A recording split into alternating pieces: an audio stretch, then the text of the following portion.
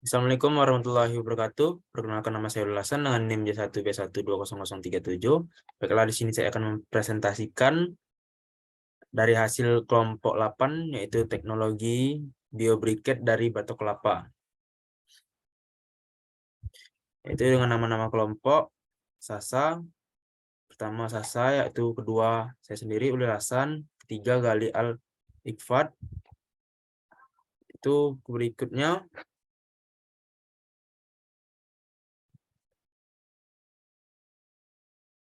poin dari pembahasan ini yaitu yang pertama, latar belakang yang berisi alasan dibuat briket, potensi, sumber, penelitian sebelumnya.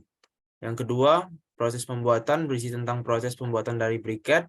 Yang ketiga, kualitas berisi keunggulan biobriket dibandingkan dengan biobriket lainnya. Yang keempat, yaitu kesimpulan berisi tentang kesimpulan dan saran dari pembuatan biobriket batok kelapa ini. Dan yang kelima, link video berisi link video proses pembuatan biobriket batok kelapa. Pertama, yaitu latar belakang. Latar belakang pembuatan biobriket batok kelapa. Dengan penggunaan briket arang sebagai bahan bakar, maka kita dapat menghemat penggunaan kayu sebagai hasil utama dari hutan. Selain itu, penggunaan briket arang dapat menghemat pengeluaran biaya untuk membeli minyak tanah atau gas LPG.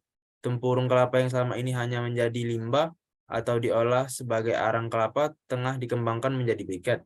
Briket tersebut mempunyai nilai tambah dibandingkan dengan arang batok.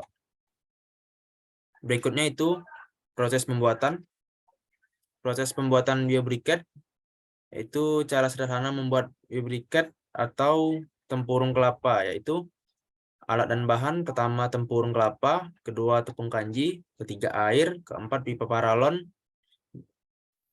dan berikutnya proses pembuatan. Yang pertama, pengarangan.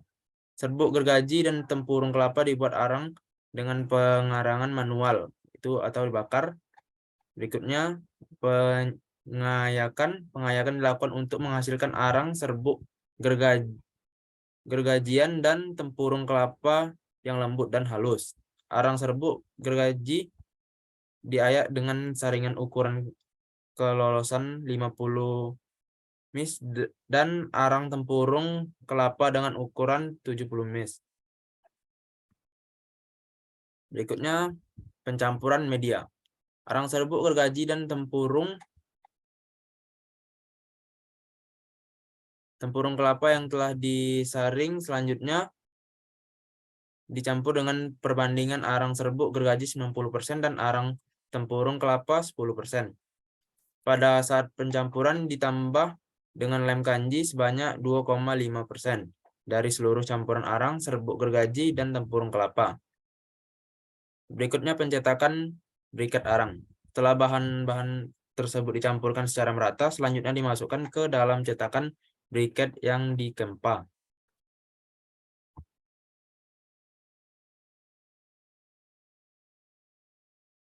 Selanjutnya itu kualitas biobriket batok kelapa dibandingkan biobriket lainnya. Keunggulan dan manfaat biobriket batok kelapa. Suatu hal yang menarik, batok maupun tempurung kelapa ini biayanya terkategorikan murah dan lebih tahan lama waktu dibakar bila dibandingkan dengan kayu.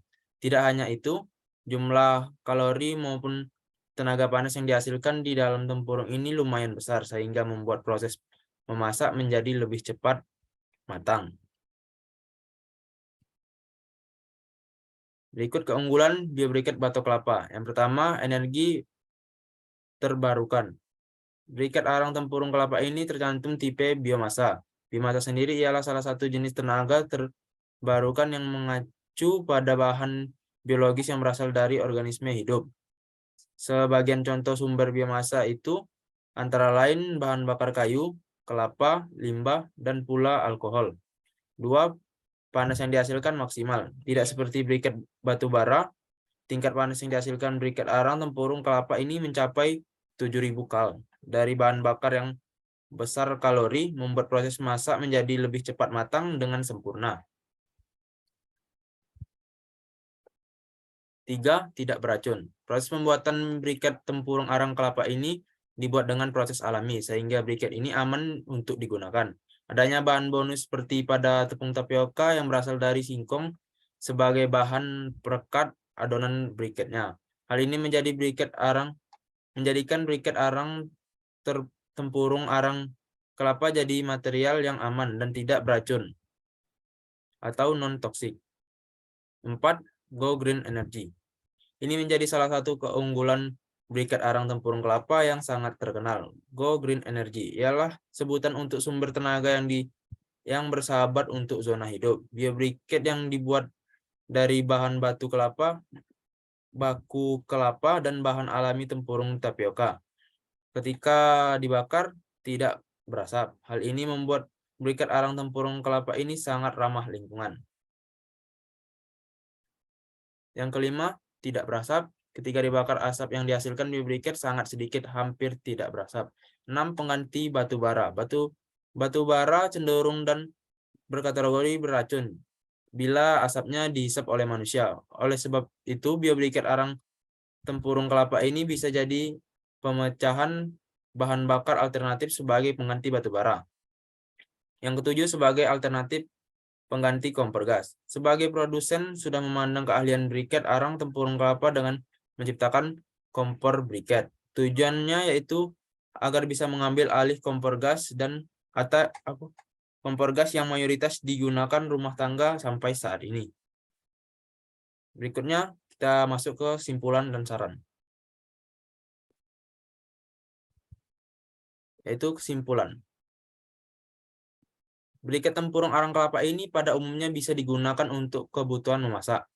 Masyarakat biasanya menggunakan briket ini untuk memasak berbagai jenis masakan yang prosesnya itu memanglah harus dibakar terlebih dahulu, seperti barbecue, steak, maupun yang lebih sering kita lihat itu bakar sate.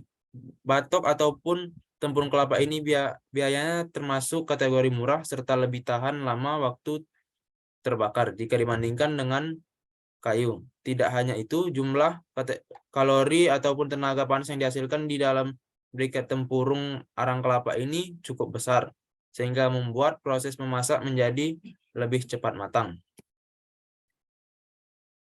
Ini adalah link cara pembuatan dari biobriket batok kelapa. Baiklah, saya akhiri.